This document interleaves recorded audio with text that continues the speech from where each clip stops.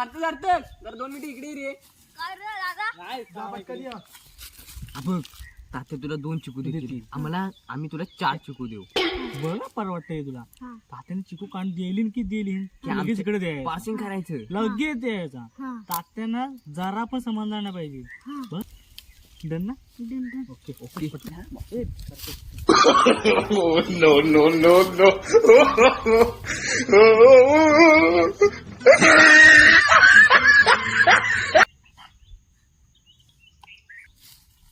तात्यानो, मला उठल्या झाली हो.